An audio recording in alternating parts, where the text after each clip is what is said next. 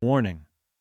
The following scenes may contain references to power pages and portals which some listeners may find disturbing, especially if you've struggled with poor training in the past. Hey all, Franco Musso here. Yes, I've hacked your podcast feed. I've held John and Mike hostage, but don't worry, I got my wires crossed and I'm actually paying them a small ransom in the form of sponsorship. Go figure. So, by popular demand, I'm cooking up 2 brand new offerings to help you get your portal projects off the ground in 2024. The first is my group coaching program launching in March.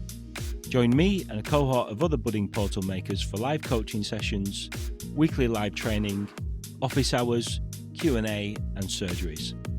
I'll guide you through the process from zero to launch, all at a fraction of the cost of hiring a freelancer or a contractor. It's like having a trusted partner on hand, helping you avoid the pitfalls, saving you a ton of money, headache, and time. Plus, you're bound to learn lots from others in the group as we discuss their experiences, challenges, and solutions. To apply, head on over to francomusso.com/group-coaching. You can now take your fingers out of your ears and enjoy the awesome that is Sprint Zero. Hello everyone and welcome to episode 8 of the Sprint Zero podcast. My name is Mike Gowland and I'm here with my co-partner rat in crime, John Russell. Say hello, John. Hello, how you doing? All right? I'm very well, how are you? Yeah, I'm good, thank you very much. Yeah, not bad. And today we are joined by Stuart Baxter. Stuart is a practice lead at Robiquity, specialising in the Power Platform. He also co-founded the Scottish Power Platform user group, which continues to go from strength to strength. He is also a regular contributor and guest on the VRT Power-Up sessions that are run by Sarah Jones, where he talks about new things coming out in the Wave releases for Power Platform. He is also a Microsoft MVP for business applications and a regular fixer on the various different Power Platform forums, where he has a super user status, which was very recently extended to the award of Super User Season 1 2024. Welcome to the podcast, Stuart. How are you today? Really good, yeah. Really excited to be here. Thanks for having me. No, thank you for coming on. Yeah, I really appreciate it. I think what we try and start with everyone really is just to find out a little bit more about you and your journey and kind of how you've got to where you are today. Yeah, so I'm going to go back 9 years when I was first introduced to the Microsoft platforms. Applied for a job that I thought was producing reports on Excel. It turns out it was producing reports using a system called Dynamics CRM4. Pulling out advanced finds, very, very basic, simple stuff. Fast forward a couple of years, they then decided CRM4 is well out of date. This was 2015, 16, 17 by then, and started looking at a new platform. One of the things that came up was Dynamics 365 Field Service. And as you can imagine, I jumped on the opportunity to work on something shiny and new at the time. Worked on that for the best part of 3 years, heavily customised system, working really closely with Microsoft, really getting to grips with what the product can do. Towards the end of 2020, moved into consultancy, working with a small company called Fabric IT. Spent some time there doing some field service builds with a really great customer called AG Products, revolutionary agricultural machinery place. They basically wanted to push field service as far as it could go. So again, a lot of heavy customization there. About 8 months later, moved over to working with a company called Brightwire, based up in Peebles, up in Scotland here. Did a whole load of custom model-driven apps there. Key highlight for me was a system called CDMT for national highways. The aim of the system was to track £50 million of annual spend on roadworks across the major road network. So, as you can imagine, quite an exciting project. Lots to do on that. Started learning JavaScript at that point, working really well with a colleague, Stuart Ackroyd. Really pushing myself out my comfort zone every day. And more recently moved over to Curve Digital, spent some time with them, worked with them for the best part of a year on DVSA and also on Department for Transport, doing some enablement pieces, some rapid application development. and just at the start of this year moved into my current role as a practice lead, where basically my remit is making sure that we can do the best possible job for our customers. That could be upskilling staff members, it could be developing best practices, it could be looking at ways of working, basically enabling our people to do the best we possibly can. And that's where I am today. So would you Nice. say that now you're more or less hands-on with the tech as a practice lead, or are you still very much involved in the technical side of things as well? I like to remain very hands-on in every role that I do. I strongly believe that the key to being able to oversee something well is understanding it. And I feel like taking that hands off the keyboard step and becoming just an overseer would be doing everyone a disservice. So as recently as today, I've been building very basic Power Automate flows. I don't get quite as involved as I used to, but I like to remain as involved as possible with the day-to-day work the developers are doing. So you also, obviously, you also get hands-on with your forum contributions, getting accepted solutions. Because I mean, as a forum contributor myself, I know that sometimes you have to test things out yourself and make sure that they work.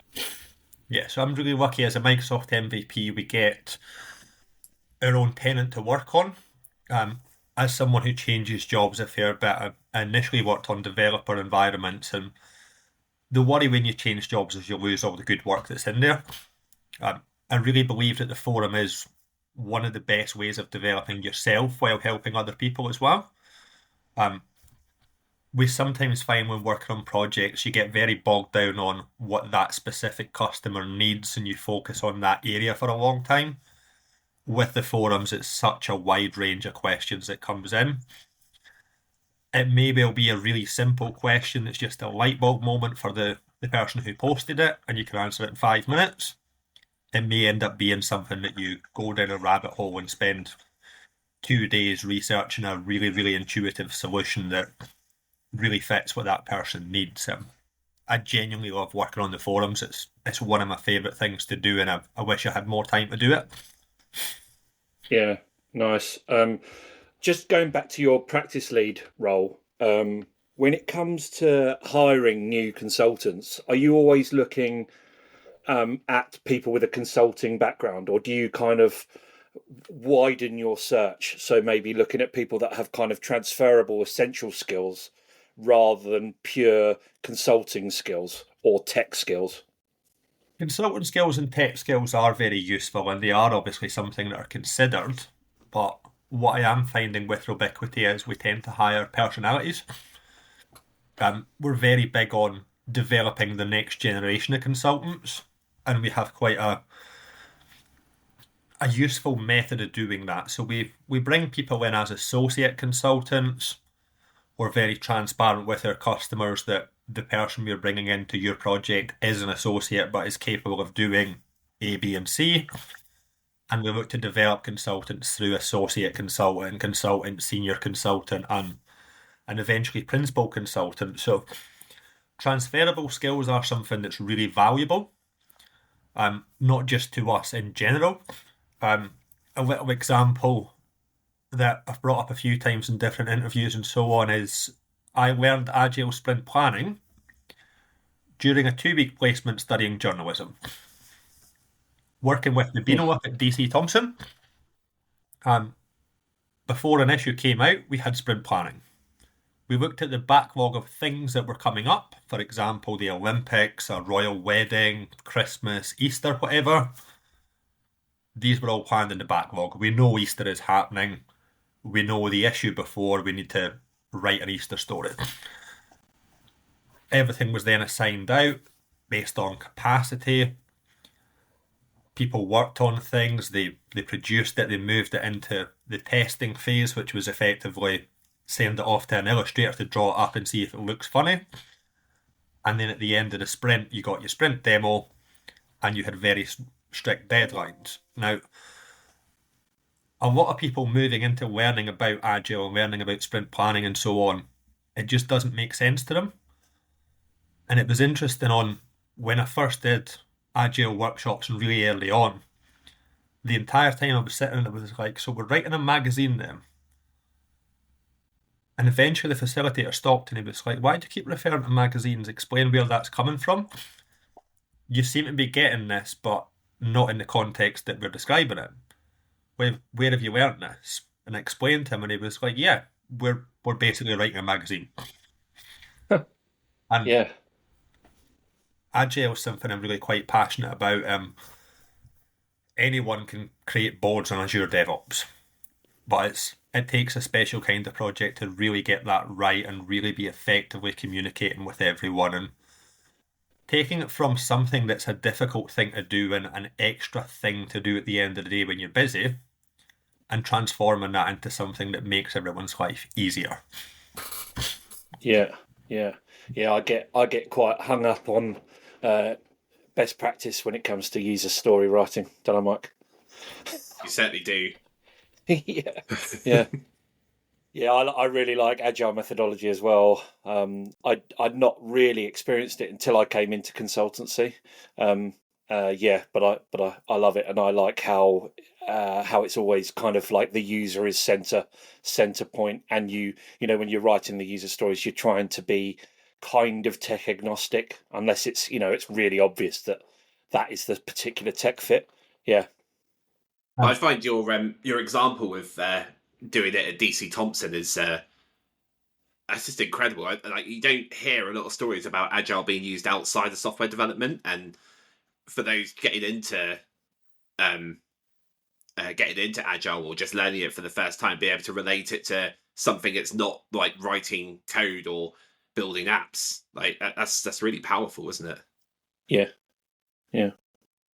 I've recently been just going back to something you said a few minutes ago, John, around focusing on the customer. One of the challenges I've faced over the years when it comes to writing user stories is people outside of software development, like you said, Mike, they just don't get it.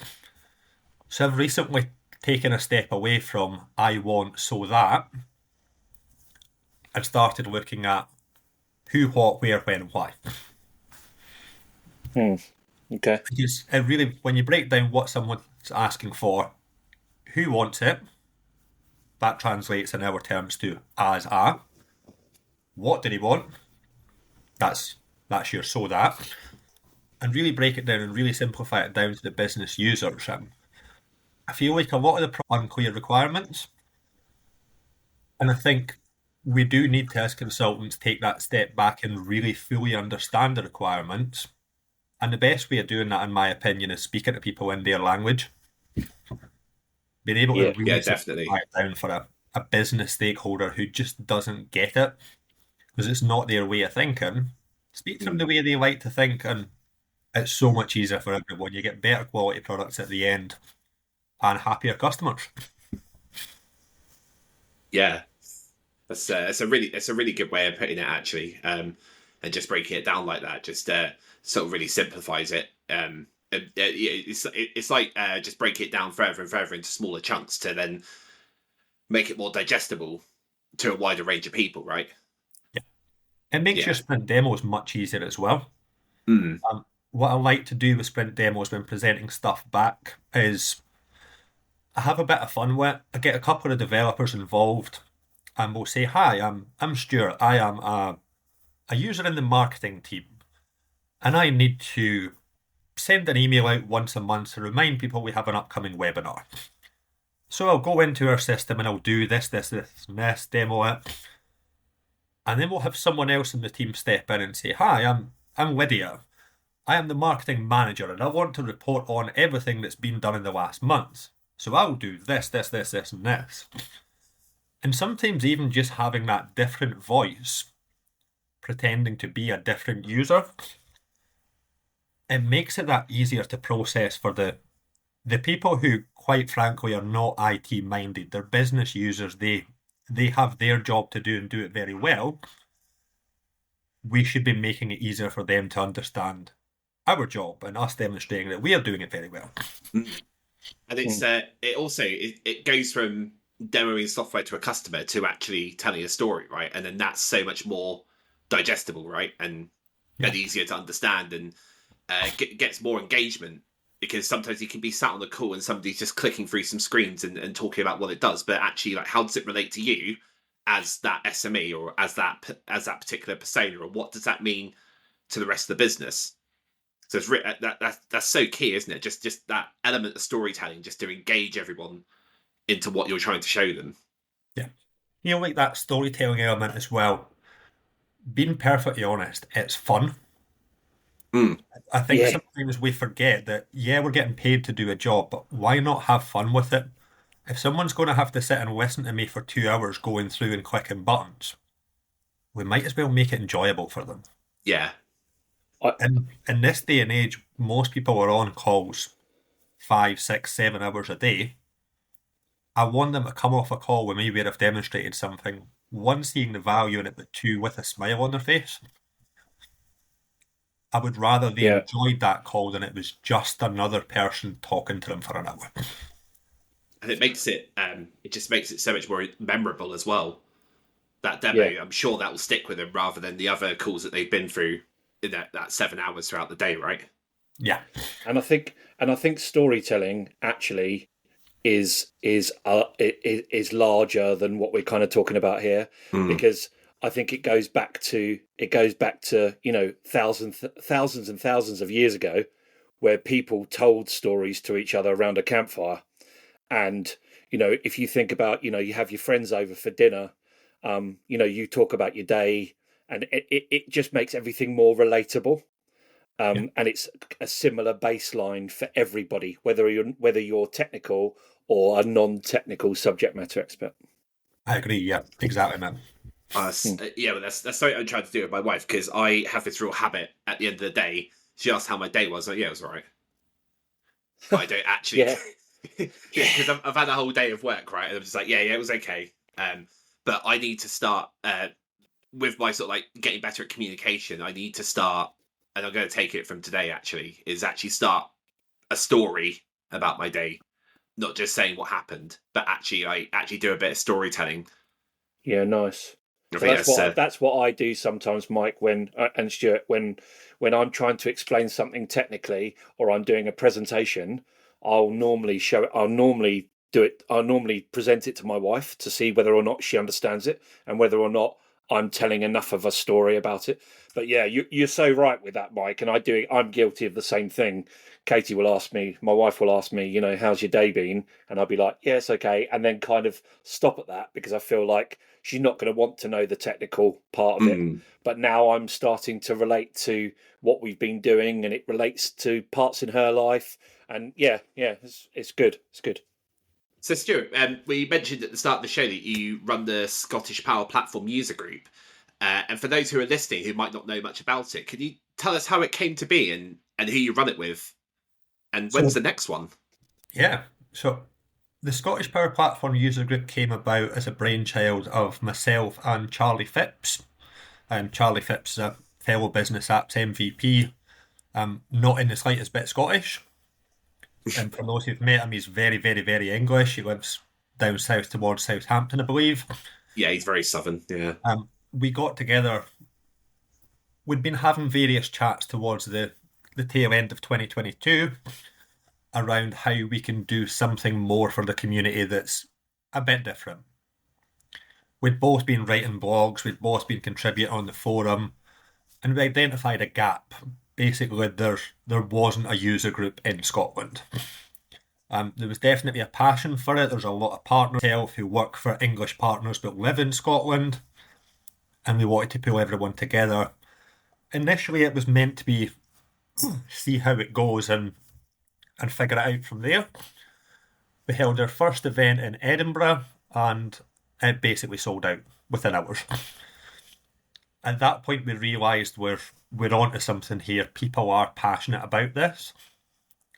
Very first session, we brought in Paddy Byrne, who's been a Microsoft MVP for a good few years now, active community contributor, and I also did my first in-person talk as well that day.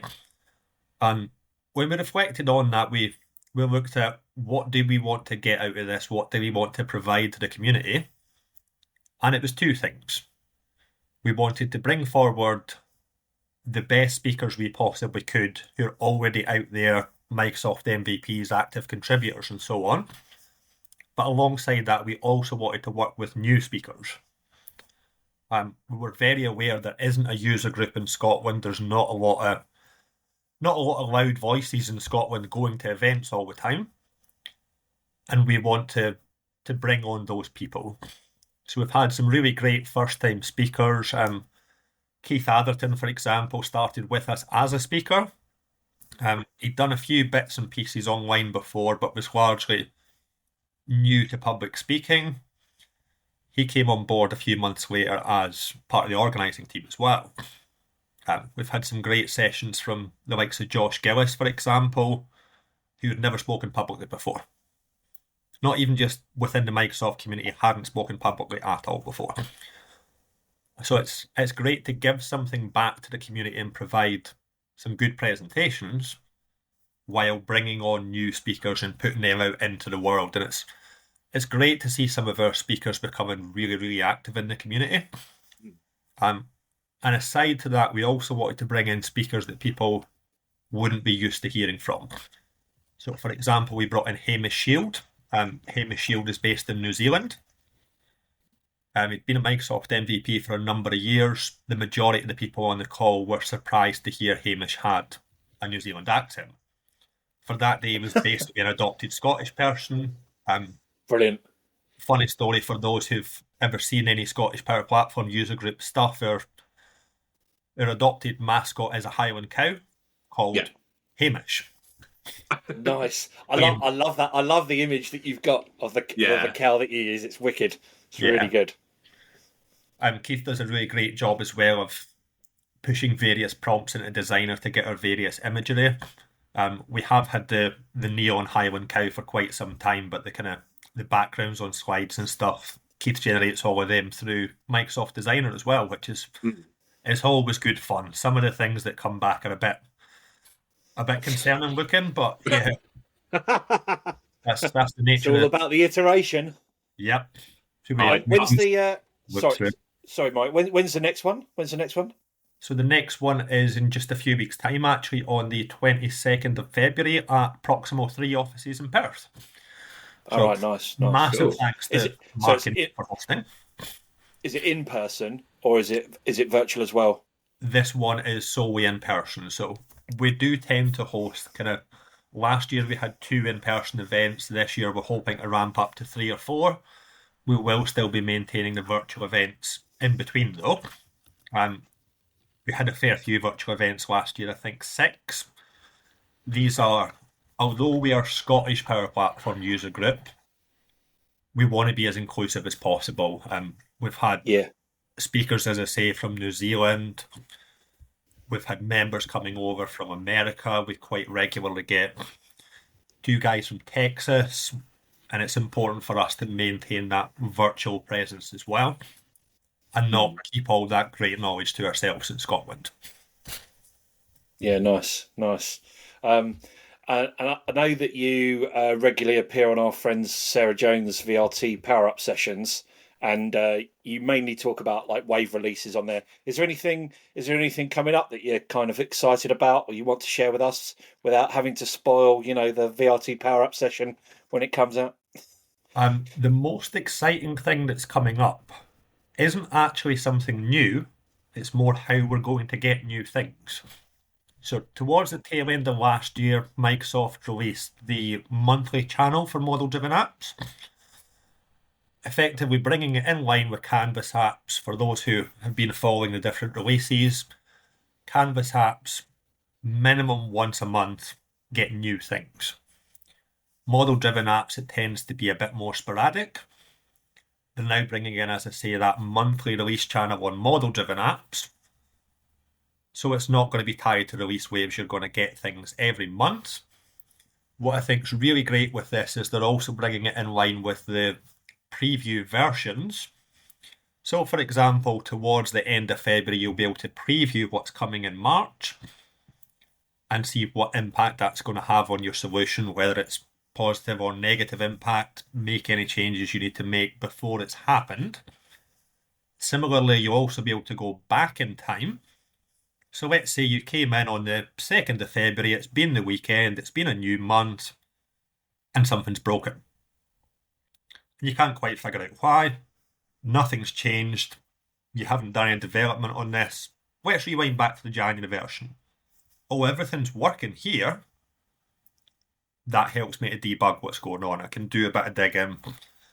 You can even you append onto the end of the URL which version you want, while sorting out what's going on. Pop out a comms to your end users and say, look, append this to the end of your URL for the next 3 days while we fix this.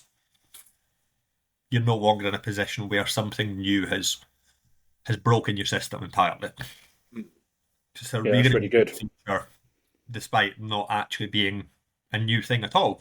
It's how we get new things, and I'm really, really excited about this. That's coming. It's general availability in April. It is available in preview at the moment, and you can activate that through Power Platform Admin Center. Oh, nice. So I wonder if that took longer to come compared to Canvas apps because of the heavy use of model-driven apps in the Dynamics products. Potentially. I feel like the direction Microsoft have been going in has been leaning towards this more regular releases for quite some time.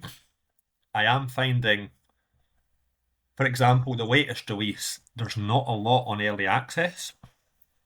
Whereas if you go back to kind of a year, maybe 2 years ago, early access, you would get kind of 60% of the features, and then everything else would come on the release date. There was no, this comes in January, this comes in February, this comes in March, this comes in April. And I feel like you ended up with a 3-month period towards the start of the year and towards the end of the year, where basically all you were doing was testing. And it made things really, really difficult. They seem to now be spreading it out and saying these features will come in May, these features in July. Still aligning to a release wave, but not in terms of actually releasing big bang. And I feel like monthly channel helps support that, particularly on these. And it goes back to your And it goes back to your point as well, is that it's easier to debug if you're doing like one thing at a time rather than 60 things at a time, because those 60 things, you don't know exactly what has broken it. But if you've got a handful of things going into your release, it's easy to pinpoint where the issue is and where you might, although you may end up ultimately rolling back, you actually could take a stab at resolving the issue as well. Yeah. It could be something really, really simple. Like, for example, last year we got in-app notifications. When they were in preview, you didn't need an additional security role to access them. When they went they went into public preview rather, you did. And we had a very simple scenario. We came in the morning, an internal app that was using in-app notifications. We sort of went against the advice that you shouldn't use it for production-like settings. This one being a low-impact internal app. Came in the morning, no one's getting notifications. What's going on here? That was the only thing that had been released that month. So we had a look at release documents and so on, had a look at release plans, and there was one item there. It can only be this one thing. Oh, it's just gone into public preview. Let's read the documentation. You're not wading through thousands and thousands and break your system. It's a welcome direction for me, but it does mean it's a lot of work to keep on top of. Yeah. But ultimately, it does make diagnostics when things break a bit easier as well. And also, the fact that it brings it in line with the other products that are in Power Apps is quite key as well. It just keeps everything more consistent. So, John, a little while ago, wrote a blog post about what it takes to become a solution architect. And I know he spoke to you about it, but can you tell me and our listeners, what do you think the role of a solution architect is, and how has it evolved? So I think for me, if we really boil it down and really simplify it, the role of a solution architect is to ask why. And repeatedly ask why until you understand why. You then convert your understanding of why you're doing what you're doing into documentation and so on to facilitate delivering what the customer needs to suit whatever their business requirements are. Initially, that was as simple as like solution design and so on. It's now falling into things like considering integrations, considering the financial impact of the solution, considering how future-proof the solution is, and obviously deep domain knowledge and really, really understanding the various different approaches you can take and why that might be appropriate. Really, really key to understand licensing impacts and so on as well. More and more recently, I've been seeing solutions out in the world where the licensing approach isn't ideal.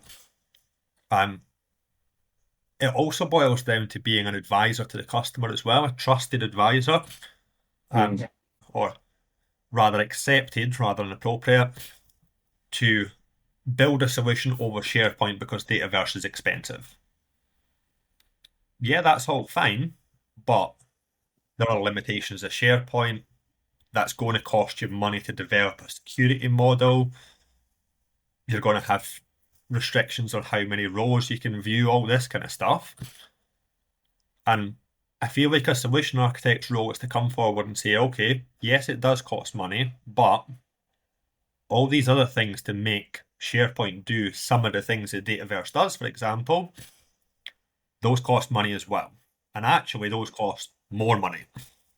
So it's about really taking that step back and saying, why are we going down this path and what's the impact of doing so? And effectively honest. Sometimes you're going to see things that don't quite look right. And I think one of the most important things as an architect is being honest with everyone involved, whether that's the developer, the customer, even internal teams. We're seen as the people who know, and that knowledge is only useful if you communicate it. Yeah. And it's interesting what you say about the difference with, you can build on SharePoint, and SharePoint is, it costs, well, however much it costs, right? But then you've got to add all of this stuff on top to make sure it's secure, make sure it works the way it should. Whereas a product like Dataverse, okay, the sticker price is higher, but it does what you need it to do. And you don't need to add that additional development time into it. You don't need to add all those additional guardrails into it, because I've said it a few times on a few episodes. You get the data model right, you get the security roles right, the app builds itself. SharePoint, you don't necessarily get that if you need to secure it and if you need to push it out to a wider audience. Yes, it's interesting that. Security in particular with SharePoint, there's lots of different ways you can achieve similar things. So row-level security, for example, it is achievable by using bespoke sharing permissions and so on. Quite common, the ways you can do that are use a Power Automate flow. One of the key things that we need to consider when going down that road would be how many actions is this flow taking? How often a day is it running? You then need to consider, is that going to take us over our allocation for the day and get us consumption problems? Is it going to slow down APIs? Dataverse, by its very nature, you build your security model, it's built, you don't need to worry about API calls, it just does it. And these kind of things here, potentially that's not a problem on day one when you've got 200 rows in your SharePoint list. And it might feel at that time, this could work on SharePoint. Where you start having problems is 6 months, a year down the line, when you're dealing with 20,000 rows, 30,000 rows, 50,000 rows. And I think the role of a solution architect is considering the future, as I've said a few times. Yeah. And that longevity is really important as well. Yeah. You want it to last. Well, it's never going to last forever, but you want it to last for as long as possible and not get to that. Is it 50,000 rows limit in SharePoint? I can't remember. Is it 50,000? SharePoint actually has massive row limits. It's into the millions. Where you have 50 million or something, isn't it? Returning records back. So you can return up to 2,000 back. There's various ways of combining collections and all these sorts of buggy workarounds, but generally speaking, when you're talking more than 1,000 or so records, you probably want to start thinking, what is the impact of all 1,000 of these records getting out into the wider world? Is what we're doing secure and scalable? Probably not. Yeah. 1,000 records in a Canvas app is that's a hell of a lot, isn't it? The worry for me isn't so much the 1,000 records in the Canvas app, it's the 1,000 records in a SharePoint list. It's not particularly difficult to extract 1,000 records of fairly sensitive data, or 1,000 records that tell a story, and provide them to someone who probably shouldn't know that story. Yeah. Bad attackers, all this kind of stuff. It's not secure enough, in my personal view, for large volume applications. And when you really break it down as well, it's not a relational database. It's not. Yeah, No. you can do lookups and things, but it's really not a relational database. And it's called SharePoint for a reason, because it's about sharing, which you don't always want to share. Yeah. So, Stuart, you know there's a bit of a Star Wars fan, and also probably more known as a Lego fan. And I'm quite jealous because I see you recently bought the Lego TIE Bomber. As I'm obviously a huge Star Wars fan, but I'm really into my Star Wars starfighters. And I was just wondering personally, what's your favourite starfighter? Are you more Imperial, more Rebel? Neither. So Okay. I'm really into the Mandalorian fighters. Oh yeah. And fighters are really cool. And that's actually next on my list of things to buy. So Lego have got a set. It comes with a TIE fighter and a Fang fighter from the last series of The Mandalorian. They seem to be going in a weird direction though, and releasing stuff from like Clone Wars stuff at the moment, which it's cool, but it's not. The timing of it seems a bit odd. But yeah, there's loads of really cool Lego stuff about at the moment. I've actually just finished last night the Back to the Future car. Oh, DeLorean. Yeah, very, very generously gifted that by my friends at Adapt365, Ben Barr and Jamie Gilson, who I've worked with for a number of years. They helped me to get my job at Robiquity and sent me that up as a congratulations gift. So Wow. Spent the best part of a week building that in the evenings. But yeah, that's all done now. Nice. That TIE fighter from The Mandalorian, is that the one with the folding wings? Mike is going to hopefully have some music. Uncomfortable corner. In keeping with the ethos of the podcast, no expense spent. Right. When was the uncomfortable corner? Stuart, when was the last time you felt uncomfortable in or out of work? Could you kind of explain how you felt, how you managed to get through it, and what you kind of learnt about yourself in the process? Every single day, quite honestly. So I haven't really been in the industry that long in the grand scheme of things. Every time I have any kind of discussion about Microsoft MVP, for example, I don't feel like I'm on the same level as someone like, say, Will Dorrington or E.Y. Kalman or Louise Fries, for example, who've been in the industry for years and been seen as the people to speak to. And the best piece of advice I've got in recent years, just before doing my first talk at Scottish Power Platform User Group, I'll be honest, I was terrified. The most nervous man in Edinburgh that night. And Charlie Phipps took me to one side and says, the best advice I'm going to give you here is these people want to hear what you have to say. And that's kind of resonated with me. Anytime I've done any kind of events after that, I've passed that same advice on to new speakers as well.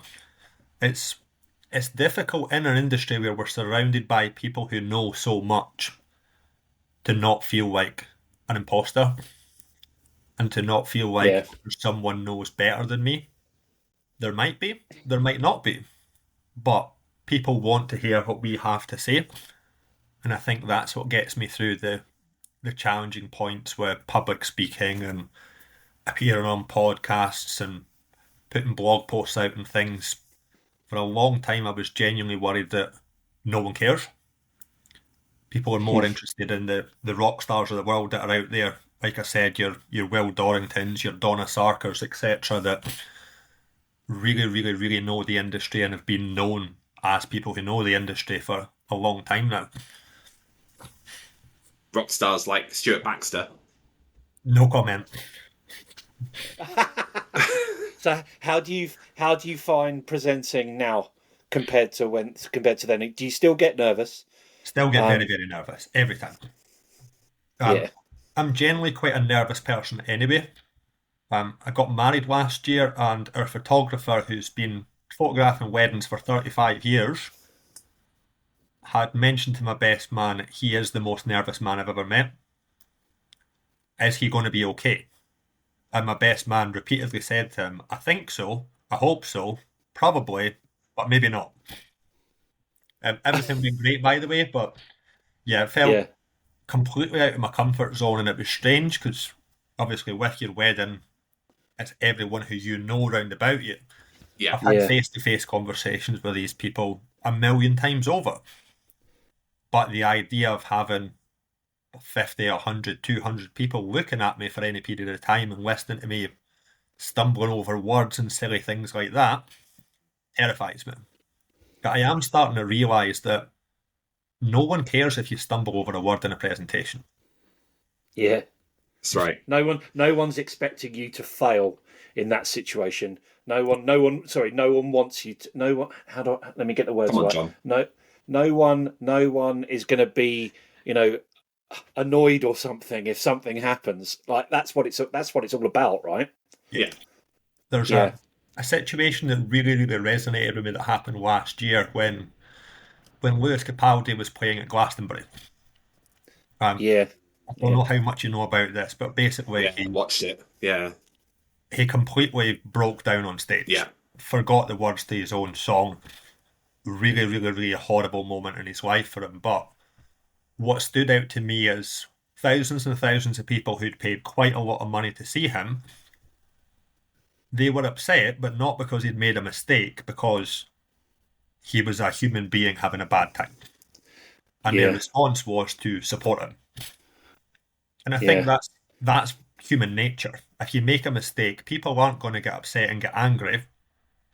They're going to want to make sure you're okay. And I think that's something that I try to focus on when I'm having a bad day or really, really struggling with a presentation or coming forward for an interview or whatever it may be.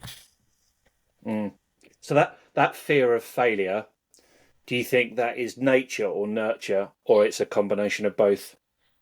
I think it's a combination of both, to be honest. I grew up in quite a poor area. Lots of people who will live there for the rest of forever, low-income families and so on, and we're surrounded by people who are not succeeding. And I think it's difficult to accept success when you're used to growing up round about that. Low-income areas, people don't succeed. People get by, or people struggle. I think it's difficult to take a step back from that and actually go, yeah, I am doing okay. I am doing well. I should be proud of the things we've achieved. I mean, I speak for both of us, but yeah, I think you're doing smashing. I love what's going on with the Scottish Power Platform user group. Yeah, good work, mate. And also getting out your comfort zone. I can see on the presenting side that must be difficult at times. But yeah, fair play to you, man. That's funny. That just reminded me of my wedding day and the nerves I felt about doing my speech. That's actually, when I watched that back, that's what got me to actually try public speaking, because I was the nerves to do that almost like overpowered the whole day. Yeah, right. Yeah, I feel we get that. Yeah, I was. Yeah. Myself and my best man got married 2 weeks apart last year, so I did his best man speech, and being completely honest, bombed it. said loads of nice things about him and broke rule number 1 when it comes to best man speeches and forgot to mention the bride. Completely missed an entire sentence in my speech that was in front of me while my hand was heavily shaken. Forgot to mention the bride. Finished the speech and then remembered I'd forgot to mention the bride halfway through dinner. Turned round halfway through dinner and said to the bride, "By the way, I forgot to mention in the speech, you look amazing." And we both laughed about it for about half an hour. But that was another example of I made a mistake, it wasn't perfect, but no one cared. Yeah, I did the same in my wedding speech. I didn't say how beautiful my wife looked. I hope you have told her since, though. Yeah, I've told her. Yeah, I tell her every day. Yeah, I've made up for it. But that was a bit, and I didn't actually realise. I was so kind of like, it's like sometimes can be a bit of a blur when you do things like that are that intense. Yeah. And it's that the nerves of like getting it right as well, especially on something like that, because there's all these expectations about everyone you need to thank and everything, and trying to remember it all while you've also got all of those nerves playing on you. It's so hard. And even, as you said, Stuart, you had it written in front of you. Yeah. Yeah, it's a tricky one. What stands out to me is everyone I've spoken to since about that wedding has mentioned how great a day it was. Yeah. No one remembers these small things that, in the grand scheme of things, don't change the entire day. Mm-hmm. They remember the good parts of that day, and everyone's happy reflecting back on it. So what? If a mistake was made, it's fine. Yeah. Yeah, nice. Well, we are coming to the end of this episode. Thank you very much, Stuart, for being on with us. You can find Stuart on LinkedIn. Links to resources mentioned in this episode will be in the show notes. And music today was provided by Ken Like Fit. You can find his music on Spotify. Again, the link to that will be in the show notes. And also any additional music we've used will also be credited there too. Be sure to subscribe to this podcast so you don't miss the next episode. We'd really appreciate it if you gave us a follow on LinkedIn, and if you're enjoying the podcast, please give us a review on your chosen podcast platform. Thank you very much. This has been Sprint Zero. We've been Mike Gowland. Say goodbye, Mike. Goodbye, Mike. And Stuart. Say goodbye, Stuart. Goodbye, Stuart. And I'm John Russell. See you on the next episode. Thanks Love you, John. Love you too, Mike. Bye. Bye. Warning. The following scenes may contain references to power pages and portals which some listeners may find disturbing. Especially if you've struggled with poor training in the past. Hey all, Franco Musso here again. Quick update on that hostage situation. Hopefully the smell isn't coming across the airwaves. I haven't let the guys use the bathroom yet, so the joke's definitely on me. Anyway, big announcement. I'm finally releasing my online Power Pages course. This has been 5 years in the making. It's tried and tested on citizen devs and portal makers all around the world. It's the course I wish existed when I was getting started. It's practical, it's hands-on, and it's project-based, so you're not wondering how the heck this would apply to the real world. I've built in battle-tested lessons I've learned from tens of successful portal projects across various industries, budgets and geographies, and I've formulated the most efficient route from zero to heroic launch. The tools and techniques I've chosen to show you are all based on what adds the most value to you, the learner, and to your customers, all in the most compressed timeline possible. Think 80-20, focusing on the techniques that punch above their weight and deliver the majority of results. You'll get video lessons, a repeatable framework, and some super helpful worksheets. Visit francomusso.com/power-pages-course and register your interest. Disclaimer, this course isn't for you if you prefer hours of slides, theory, and little to no action. You can now take your fingers out of your ears and enjoy the awesome that is Sprint Zero.